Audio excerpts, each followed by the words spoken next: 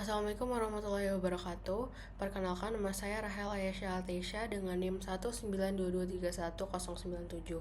Pada kesempatan kali ini, saya akan mempresentasikan literatur review dengan judul Penilaian Konsumsi Pangan menggunakan metode Dietary History. Baik, selanjutnya, penilaian konsumsi pangan adalah aspek penting dalam ilmu gizi karena memberikan gambaran mengenai pola makan dan kecukupan zat gizi seseorang. Salah satu metode yang sering digunakan adalah Diet History Questionnaire atau DHQ. DHQ menilai kebiasaan makan dalam jangka waktu beberapa minggu hingga beberapa bulan terakhir, sehingga lebih mencerminkan pola makan jangka panjang dibandingkan metode recall harian.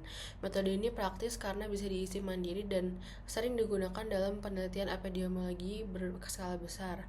Namun, DHQ juga memiliki keterbatasan, misalnya bergantung pada ingatan responden, bias pelaporan, dan kesulitan memperkirakan ukuran porsi. Oleh karena itu, validitas dengan metode lain seperti weight diary record atau 24-hour recall sangat penting untuk meningkatkan akurasi.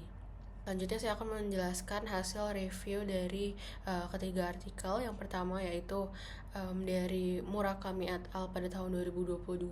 Tujuannya adalah menilai validitas relatif Meal-Based Diet History Questionnaire atau MDHQ terhadap catatan diet 4 hari pada orang dewasa Jepang.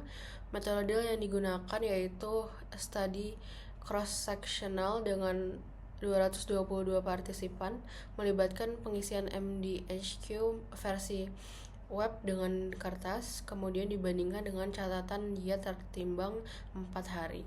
Hasil penelitian menunjukkan bahwa MDHQ cukup baik dalam memperkirakan median konsumsi dan kemampuan meranking individu. Kolerasi paling tinggi ditemukan pada sarapan, sedangkan paling rendah pada makan malam. Namun, analisis Bland-Altman menunjukkan adanya batas kesepakatan yang lebar. Kesimpulannya, MDHQ cukup memadai untuk menilai konsumsi median dan ranking, tetapi terbatas untuk estimasi presisi pada level individu. Selanjutnya, pada artikel kedua dari Murakami et al. Tahun 2022 juga, fokusnya adalah menilai validitas MDHQ dalam mengestimasi asupan nutrien pada orang dewasa Jepang. Penelitian ini melibatkan 222 partisipan yang mengisi MDHQ online, kemudian melakukan pencatatan diet 4 hari, dan selanjutnya mengisi MDHQ versi kertas. Sebanyak 46 nutrien dianalisis menggunakan korelasi Pearson dan Bland-Altman. Hasilnya, sebagian besar nutrien menunjukkan korelasi moderat dengan nilai sekitar 0,4 pada pria dan 0,54 pada wanita.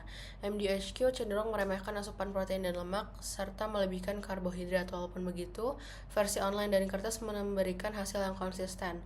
Kesimpulannya, MDHQ dapat diterima untuk meranking individu berdasarkan asupan nutrien, meskipun estimasinya absolut masih terbatas. Selanjutnya, pada artikel ketiga dari Shiraishi et al. 2024, penelitian ini menilai validitas 3 diet quality scores yaitu DQSG, DASH, AMED yang dihitung dari BDHQ maupun MDHQ, lalu dibandingkan dengan catatan diet tertimbang 4 hari. Sebanyak 222 orang dewasa Jepang berpartisipasi mengisi BDHQ dan MDHQ baik versi web maupun kertas, serta melakukan pencatatan konsumsi 4 hari. Hasil penelitian menunjukkan bahwa BDHQ cukup akurat untuk estimasi rata-rata, sementara MDHQ cenderung memberikan skor lebih tinggi.